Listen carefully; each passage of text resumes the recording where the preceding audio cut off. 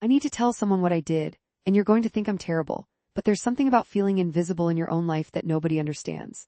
I told my husband I wanted a divorce 3 months ago, and when he asked why, I said the words that destroyed everything: my coworker makes me feel alive in a way you haven't in years. He didn't yell, didn't cry. He just stood up from our kitchen table, walked to our bedroom, packed a bag, and left without saying another word. I haven't seen him since that night, and the worst part? The absolute worst part isn't that I destroyed my marriage. It's what happened after he left. It's what I learned about myself and about Jake, my coworker, and about the entire fantasy I'd built in my head. But I'm getting ahead of myself. If I don't tell this story the right way, you'll never understand why I said what I said. You'll think I'm just another cheating wife who threw away a good man for excitement. And maybe that's exactly what I am. But once you know what I know, once you understand how completely I fooled myself, you'll see why I'm actually telling you this. It's not for sympathy. It's because I need someone to witness what happens when you mistake attention for connection, when you confuse being seen with being understood. Here's what you need to know. Going in, I was married to Daniel for 8 years. Good marriage by most standards. He worked in accounting, I worked in marketing at a tech startup. We had a nice apartment, took vacations twice a year, had sex maybe once a month. We were fine. That word, fine, that's the word that started all of this. We were fine, and somewhere along the way, fine started feeling like dying. Jake started at our company last January. He was a designer, 29 to my 33, and he had this energy about him that made every conversation feel important. I'm going to tell you everything about what happened between us, including the specific moment I knew I was in trouble. And the part that makes me look worst, I'm saving that for the end because you need to understand how normal this all felt at first. The first time I really noticed Jake was during a team meeting about a product launch. I was presenting the marketing strategy, and most people were on their phones or spacing out. Standard corporate meeting stuff. Jake was leaning forward, taking notes, nodding. When I finished, he was the only person who asked a follow-up question. Not just any question, but one that showed he'd actually listened to every word I'd said. He asked how I planned to balance authenticity with conversion goals, which was literally the exact tension I'd been struggling with for weeks.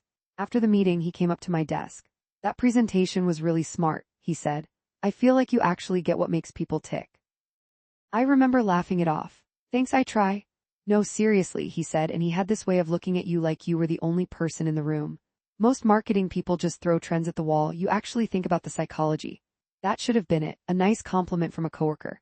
But it had been so long since anyone at work really noticed me, really saw what I was trying to do. Daniel certainly never asked about my projects anymore. When I tried to tell him about work, I could see his eyes glaze over within 30 seconds. Jake and I started having coffee breaks together, just talking about work stuff at first, then about design philosophy, then about why we'd chosen our careers, then about our lives. He told me about his ex-girlfriend who'd cheated on him, how he was trying to figure out what he actually wanted instead of just falling into relationships. I told him about feeling stuck, about how I thought marriage would feel different, more alive somehow. You seem pretty alive to me, he said during one of these conversations, maybe 6 weeks after he'd started. We were at the coffee shop across from our office, and the afternoon light was coming through the window in that golden way that makes everything seem significant. You don't know me outside of work, I said. I know you light up when you talk about ideas. I know you have this way of tilting your head when you're really listening. I know you laugh at unexpected moments like you're always slightly surprised by joy. My heart was pounding. When had Daniel last noticed anything about me? When had anyone? That's a really nice thing to say, I managed. I just pay attention, Jake said, and then after a pause, to you. I pay attention to you. I should have stopped it there. I know that now, sitting here in my half-empty apartment with Daniel's things gone and Jake not returning my texts. But in that moment, I felt like I'd been underwater for years and someone had finally pulled me to the surface. Nothing physical happened between Jake and me. I want to be clear about that, even though I'm not sure it matters. We never kissed, never held hands, never crossed what I kept telling myself was a line. But we texted constantly. Good morning texts, funny observations during the day, long conversations at night when I was supposedly watching TV with Daniel. Jake would send me songs he thought I'd like. He'd remember tiny details from conversations we'd had weeks earlier. He made me feel fascinating. Daniel, meanwhile, had become a ghost in our own home. He'd come back from work, eat dinner mostly in silence, work on his laptop for a few hours, then go to bed. On weekends, he'd play video games or meet up with his college friends. We barely talked beyond logistics. When was the last time he'd asked me a real question? When was the last time he'd looked at me the way Jake looked at me? The thing is, I started to resent Daniel for not being Jake, for not noticing when I wore a new shirt, for not asking about the campaign I was working on, for not making me feel seen. And the more I resented him, the more I pulled away, which made him pull away, which made me resent him more. I can see the cycle now. At the time, I just thought this is proof I married the wrong person. Just when I thought I couldn't keep living this double emotional life, Jake and I had to work late on a project together. Everyone else had gone home. It was just us in the office, and we ordered Thai food and spread out in the conference room with our laptops and mock-ups everywhere. We worked for a few hours, and it was easy and fun and collaborative in a way that made me realize how much I craved partnership, real partnership where two people were building something together. Around 9, we took a break. We were sitting on the floor, leaning against the wall, and Jake said, "Can I ask you something personal?" "Sure," I said, even though my whole body was tense. "Are you happy in your marriage?" I could have lied. I should have lied. Instead, I said, "No, I don't think I am." He didn't say anything for a long moment. "Then do you ever think about what would happen if you weren't married? If you were just free?" "All the time," I whispered. "I think about it all the time." "Sarah," he said, and the way he said my name felt like being wrapped in something warm. "You deserve to feel alive. You deserve someone who sees you." We didn't touch. We didn't kiss. But in that moment, in that conference room with the city lights spread out below us, I made a decision. I was going to leave Daniel. I was going to be brave. I was going to choose the life where I felt seen and valued and alive. I thought I was fixing things. I thought I was finally being honest with myself. But really, I was about to blow up my entire life based on a fantasy. That night, I came home around 11. Daniel was already in bed, reading on his phone. I stood in the doorway of our bedroom, and I felt this surge of resentment so strong it almost knocked me over. Here he was, comfortable and complacent, while I was out there actually living, actually feeling things. "We need to talk," I said. He looked up, and I swear I saw fear flash across his face. Like he knew, like some part of him had known for a while. "Okay," he said quietly, putting his phone down. We went to the kitchen. Sat at the table where we'd eaten hundreds of meals together, where we'd opened wedding gifts, where we'd made plans for a future that now felt like it belonged to different people. "I'm not happy," I started. "I haven't been happy for a long time." Daniel's jaw tightened, but he didn't interrupt. "I feel invisible in this marriage. I feel like we're roommates, not partners. I feel like you don't see me anymore, don't care about what I'm thinking or feeling or doing." "That's not true," he said, but his voice was hollow. "When was the last time you asked me about my work? When was the last time we had a real conversation? We talk every day, Sarah.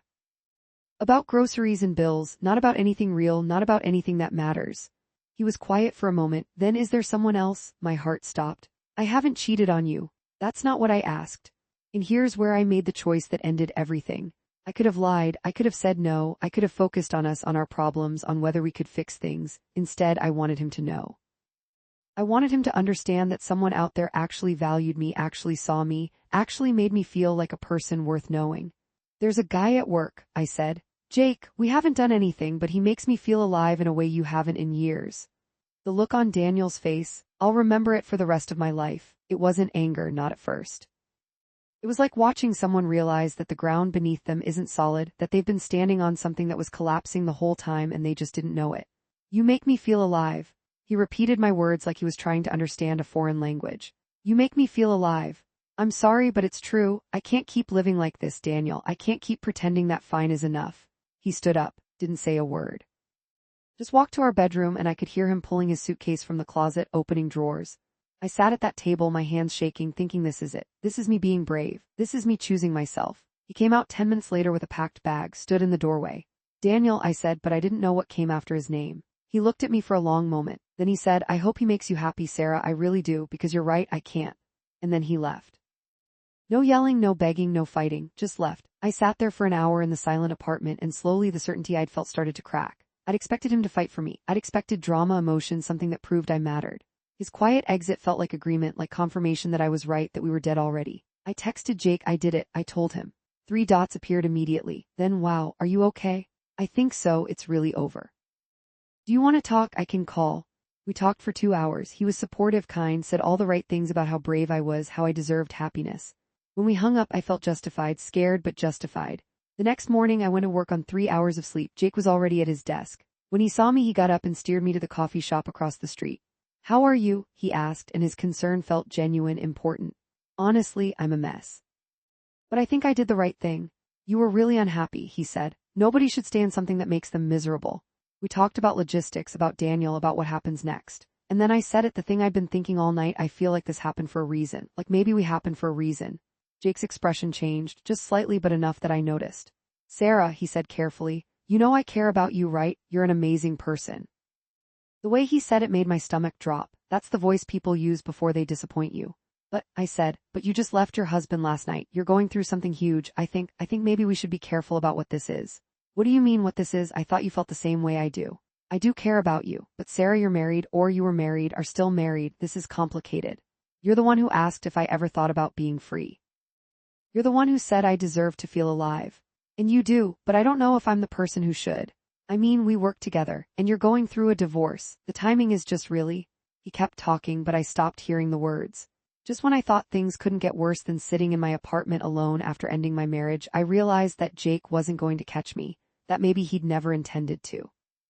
That maybe I'd built an entire fantasy in my head based on coffee shop conversations and late-night texts, and I destroyed my marriage for something that was never real.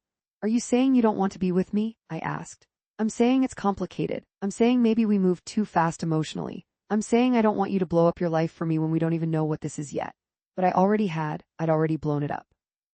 I went back to the office and somehow made it through the day. Everyone online thought I was fine, checking my perfectly curated Instagram where Daniel and I looked happy in photos from 2 months ago, but privately I was having a panic attack in the bathroom every few hours. I'd ruined everything. I'd thrown away 8 years with a good man for someone who was now backpedaling so fast I could practically see the skid marks. That evening, I texted Daniel, "Can we talk?" 3 hours later, "I don't think that's a good idea right now. Please, I made a mistake." No response. I called. It went to voicemail. I called again, same thing. Over the next week, I tried everything to reach him. Texts, calls, emails. I even drove to his parents' house where I assumed he was staying, but his mom answered the door and very politely told me that Daniel needed space and I should respect that. "I just want to explain," I said. "Sarah," she said, and her voice was kind but firm, "you told my son that another man makes you feel alive. What's left to explain?" At work, things with Jake became awkward. He was still friendly but distant. Our coffee breaks stopped. The texting stopped. He'd smile at me in meetings but avoid being alone with me. I watched him chat easily with other coworkers and realized that maybe this was just who he was. Maybe he made everyone feel special. Maybe I'd mistaken his personality for a specific connection. 2 weeks after Daniel left, I was scrolling through social media at 2 in the morning, unable to sleep in our bed that now felt enormous and empty. I saw that Jake had posted a photo. He was at a bar with a woman I didn't recognize, and the caption was something generic about catching up with old friends. But the way he was looking at her in the photo, the way his arm was around her shoulders, it made something click into place. I went back through his Instagram. There were other women in other photos, all with that same energy. Jake was a flirt. Jake made everyone feel special because he liked making people feel special. It was his thing. And I had mistaken his general warmth for specific interest, had built an entire alternate life in my head based on the way he looked at me, which was probably the same way he looked at everyone. The following Monday at work, I saw him in the break room with Emma from sales. Was making her coffee, asking about her weekend with that same focused attention that had made me feel so seen. She was laughing, touching his arm. I watched them for a moment and then Emma left and Jake turned and saw me standing there. "Hey," he said, looking uncomfortable. "You do this with everyone, don't you?" I said. "What?" "Make them feel special, make them feel seen. It's just your personality. There was never anything specific about me." "Sarah, that's not fair. We had a real connection." Had past tense. You were married. What did you expect me to do? And that's when I realized the full scope of my delusion. I'd expected him to be my escape hatch. I'd expected him to be so into me that my marriage wouldn't matter, that we'd ride off into the sunset together. I'd needed him to be the answer to all my problems, the proof that I was right to feel suffocated, the justification for blowing up my life. But he was just a nice guy who liked talking to people. I was the one who turned it into something else in my head. "Nothing," I said. "I didn't expect anything." That night I finally let myself cry. Not delicate tears, but the kind of crying that shakes your whole body, that makes you gasp for air. I destroyed my marriage for nothing. Not for another man, not even for a real affair, but for attention, for feeling seen, for the fantasy of escape. I kept trying to reach Daniel. Every few days I'd send a text. Sometimes he'd respond with something brief and polite. Mostly he didn't respond at all. His lawyer contacted my email about divorce proceedings. The word divorce that I'd said so easily to his face now felt like a knife every time I saw it in writing. 1 month after he left, I finally got him to agree to meet me for coffee. He looked different, thinner, tired, but also somehow more present than he'd been in our last year together. "Thank you for seeing me," I said. "I figured we need to talk about the apartment, the logistics of all this. Daniel, I made a terrible mistake. Jake and I were nothing, we were never anything. I built it up in my head because I was unhappy, but I should have talked to you instead of running to someone else." He stirred his coffee slowly. Okay, that's it. What do you want me to say, Sarah? That you'll think about coming back, that we can try therapy, that 8 years means something. 8 years does mean something. It means I know you, and I know that this wasn't really about Jake. You're right, it wasn't. It was about us, about how we'd gotten stuck. "No," he said, and his voice was calm in a way that was somehow worse than anger. "It was about you. About you being unhappy, and instead of doing the hard work of figuring out why or talking to me about it, you found someone who gave you attention and you decided that was the answer. We were both checked out. You stopped asking me about my life. You stopped telling me about your life. Sarah, anytime I asked about work, you'd give me one-word answers. When was the last time you asked me about my life, about my projects or my friends or what I was thinking about? I opened my mouth and then closed it. I couldn't remember. I genuinely couldn't remember the last time I'd asked him a real question. You felt invisible, he continued, because you'd already decided to be invisible. You'd already checked out. And instead of examining that, you found someone who made you feel good and you decided I was the problem. That's not fair, I said, but it came out weak. Maybe not. But Sarah, you told me another man made you feel alive. How do I come back from that? How do I ever believe that you won't do this again the next time work gets stressful or life gets boring or some other guy pays attention to you? Because I learned. Because I understand now that what I felt with Jake wasn't real. It was just fantasy and escape. And what about what you felt with me? Was that real? Because from where I'm sitting, it seems like you're only coming back because the fantasy fell apart, not because you actually want to be married to me. The worst part was that he was right. I was here because Jake had rejected me, because I was alone, because I'd realized I'd made a mistake. But was I here because I loved Daniel? Or because I was scared and lonely and desperate to undo what I'd done? I do want to be married to you, I said, but even I could hear how hollow it sounded. Daniel looked at me with something that might have been pity. I think you want to not be divorced, that's different. We talked for another hour, but the conclusion was the same. He wasn't coming back, we'd proceed with the divorce. We'd split our stuff, sell the apartment, move on. He wasn't cruel about it, almost the opposite. He was kind and practical and fair, which somehow made it all worse. After he left, I sat in that coffee shop until they closed, thinking about everything that had led me here. The slow death of our marriage that I'd accelerated instead of trying to revive. The way I'd mistaken being noticed for being loved. The fantasy I'd constructed about Jake that had nothing to do with reality and everything to do with my own need to escape. Back at work, things remained awkward with Jake. He got a girlfriend about 6 weeks after Daniel left. Her name was Melissa and she seemed nice. She'd stop by the office sometimes and I'd watch Jake light up around her the same way he'd lit up around me, the same way he lit up around everyone. He wasn't a villain. He was just a person who I'd turned into a symbol of everything I thought I was missing. The divorce took 4 months to finalize. Daniel was generous with the split, didn't try to screw me over, didn't drag things out. His lawyer and my lawyer exchanged documents, we both signed them, and that was it. 8 years reduced to paperwork. My friends were divided in their reactions. Some were supportive, saying I had a right to be happy. Others were more honest, asking what the hell I'd been thinking. My sister didn't speak to me for 2 months. She'd always loved Daniel, had thought we were perfect together. When she finally called, she said, "I just don't understand why you didn't try to fix it instead of blowing it up." I didn't have a good answer then. I'm not sure I have one now. Social media became a minefield. Everyone online thought I was fine because I kept posting like nothing was wrong. Work updates, coffee photos, sunset pictures. But privately, I was falling apart. I'd wake up at 3 in the morning in my new studio apartment, smaller and lonelier than anywhere I'd ever lived, and think about Daniel sleeping peacefully somewhere without me. I'd wonder if he was dadding, if he'd moved on, if he thought about me at all. I saw him once about 7 months after he left. I was at the grocery store and there he was in the produce section. My first instinct was to hide, but he'd already seen me. We did that awkward dance where you can't avoid someone but don't really want to talk to them. "Hey," he said. "Hi, how are you?" "Good, busy, you?" "Same." We stood there for a moment. He looked good, healthy. Happier than I'd seen him in years, actually. "Are you seeing anyone?" I asked and immediately regretted it. He hesitated. "Yeah, actually, it's new, but yeah." Something in my chest cracked open. "That's great, I'm happy for you." "Thanks, listen, I should." "Yeah, of course, good to see you." He walked away with his cart and I stood there holding a bunch of bananas, trying not to cry in the middle of Whole Foods. He'd moved on, he was happy. And I was still here, still stuck, still trying to figure out who I was supposed to be now that I'd destroyed the life I'd built. The thing nobody tells you about blowing up your life for a fantasy is what comes after. It's not dramatic. There's no big revelation, no moment where everything makes sense. It's just the slow, grinding realization that you traded something real for something that was never there. That you hurt someone who loved you because you convinced yourself that being noticed was the same as being seen, that attention was the same as connection. Jake left our company about a year after all of this started. He got a job at a bigger firm, better pay. On his last day, we were in the elevator together, just the two of us for the first time in months. "I'm sorry," he said suddenly, "for how everything went down. I should have been more clear about boundaries, about what this was." "It's not your fault," I said. "I put you in a position you never asked to be in. Still, I knew you were married. I should have, I don't know, been less available maybe. You were just being yourself. I was the one who made it into something it wasn't." The elevator reached the ground floor. The doors opened. "Take care of yourself, Sarah," he said. "You too." And that was it. The end of the fantasy that had cost me everything. I'm telling you all of this now because I need someone to understand what I did, even if you don't forgive it. Especially if you don't forgive it. I destroyed a good marriage because I was bored, because I felt invisible, because I convinced myself that the problem was Daniel and not me, not my choices, not my inability to do the hard work of maintaining intimacy and connection.